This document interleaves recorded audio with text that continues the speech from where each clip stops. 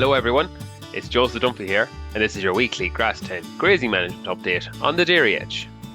PastureBase figures for this week are: average farm cover has dipped slightly to 658 kilos of dry matter per hectare, and cover per livestock unit is now at 238 kilos of dry matter per livestock unit. Growth is still strong and above average at 25 kilos of dry matter per hectare. Pre-grazing yield is at 1470 kilos of dry matter per hectare, and the diet roughly consists of 9 to 10 kilos of grass, 4 kilos of meal and 4 kilos of silage. Dry matter percentages for the week are 13% in Athenry, County Galway, 12% in Oak Park, County Carlow, 13% in Moore Park, County Cork, and 13% in Grange, County Meath. Your predicted grass growth, rainfall and soil temperatures for the coming 7 days. Predicted grass growth for the week is expected to be 10 to 15% above normal, with values of between 15 and 20 kilos of dry matter per hectare predicted growth for the vast majority of the country.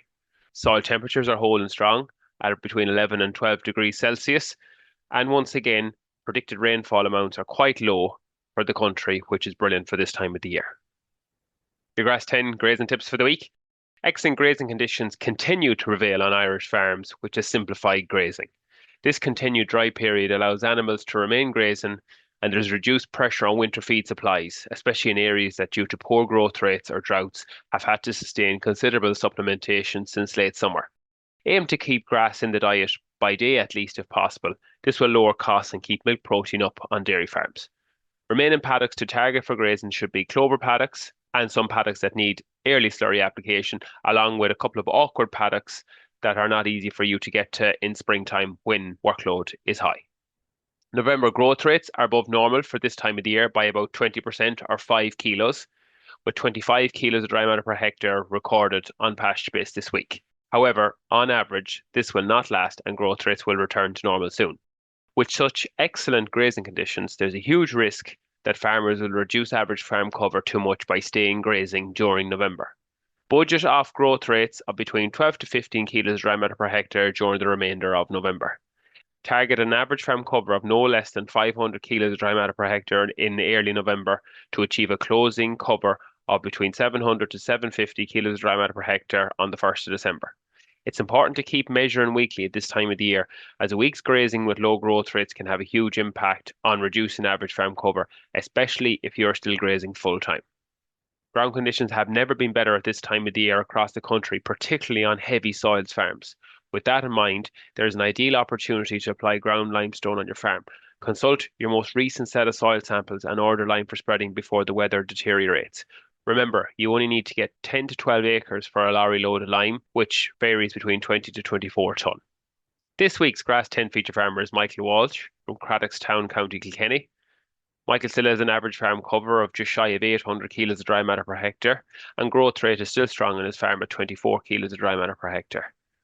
Pre-grazing yield is at 1350, and his cows are still doing 16 litres, fat at 5.67 and protein at 4.4.